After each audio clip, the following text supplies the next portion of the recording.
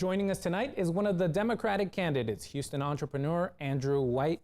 Andrew, you've given me the permission to call you that. Welcome to Capitol Tonight. Thanks, James. Appreciate being here.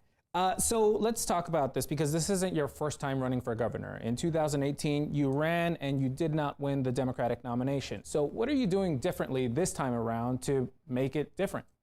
Yeah, well, we came really close in 2018. We lost in the runoff by 20,000 votes out of 500,000. But a lot has changed since then. Democratic voters want a candidate who can win. We're past the purity tests. We're past the litmus tests of 2018. Today, we need a candidate who can beat Greg Abbott. And Democrats have nominated some of the most progressive candidates, and they've all lost. Wendy Davis, Sleepy Valdez, and Beto O'Rourke, one of the greatest progressive candidates in Texas history. Raised more money than maybe any candidate in Texas history, right? But they've all lost. And so it's time to do something different. I'm a 30-year entrepreneur. I've never been a politician a day in my life. Greg Abbott does not want to run against me. And so that's why I'm in this thing, because we need a candidate who can win. It's time for Democrats to be ruthless. Well, why do you think you can win? Because you said you've never been a politician a day in your life, so you haven't been in a tough race. So why do you think you can win? That's completely qualifying for this job. Being a great entrepreneur takes leadership, just like being a great governor. And the culture in Austin is broken. And the culture is broken from the top. Greg Abbott doesn't speak to Lieutenant Governor Dan Patrick, who doesn't speak to anybody else. The extremists have taken over. And we need someone who can unite us, not just in the legislature, but all Texans. I guess I'm hearing you. I'm hearing what you're saying. But my question is, because you're talking about your experience as a businessman, but this is a big job. I mean, the state budget is hundreds of billions of dollars. You're responsible for the welfare of 30 million people. I hear all the issues that you're bringing up, but those are issues that Democratic candidates have brought up in the past. So what about your background makes you prepared to be the winning candidate, as you say? Yeah, it's about leadership. So what do entrepreneurs do? What do? They solve big problems by creative solutions, hard work, and building teams. It's about team building. It's about uniting. The governor of Texas should be a uniter. And as governor, I will work with both sides, Democrats and Republicans, to solve our problems. So leadership is the key. And just because Greg Abbott's been in politics for 30 years, I don't think that's a qualifier. I think that's a disqualifier. We need new blood. We need a new approach. And I have a Democratic heart, but I also have a business head. And I think I'm the right combination of those two things to lead Texas. What would be your legislative priorities? I heard you kind of alluding to a Medicaid expansion. Is that one of them? There is so much that needs to happen in Texas. Healthcare is at the top of the budget. It needs a lot of the governor's attention right now. Governor Abbott made one decision. He didn't expand Medicaid. It cost us $100 billion as an order of magnitude. Our annual budget in Texas is $160 billion. This was a huge mistake on his part. 40 governors took the money. Greg said no.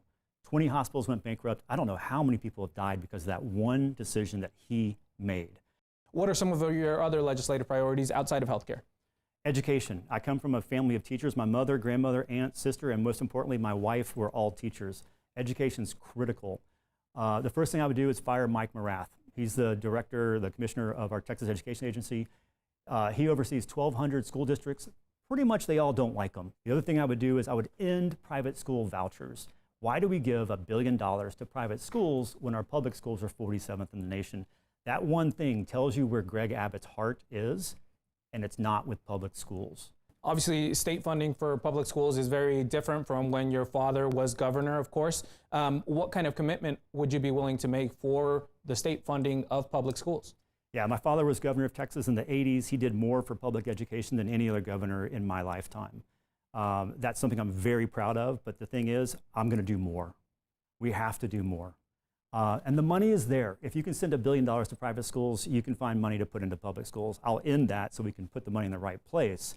But there's creative solutions that we can put together to find the money to pay our teachers, because a great education starts with a great teacher, but also to have opportunities for kids to get the best education in the country. And by the way, that's good for business too. Now, we just talked about your father, who was governor of Texas in the 80s. You're a white guy, you're a businessman. This field of Texas statewide candidates seems like they're running against billionaires. They seem like they're running against the establishment. So How do you position yourself in that field while having the background that you do?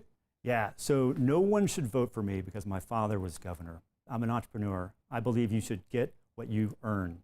And I'm running this race because I can be the best governor that we need. And most importantly, the candidate that can beat Greg Abbott. So putting another highly progressive candidate on this ticket, like we had with Beto, and then watching them lose again for the 30th and then 34th year in Texas history, it's just not going to work. We can't do the same thing over and over. I'm a balanced candidate, and I'm the right person to beat Greg Abbott. I keep hearing you talk about the progressive voters. Is there something particularly that you take issue with in terms of how the electorate has voted? Well, listen, I have nothing against progressive voters at all. But here's the facts. I'm running for governor of the state of Texas. This is not Lloyd Doggett's congressional district that we're talking about. We've lost for 30 years in a row.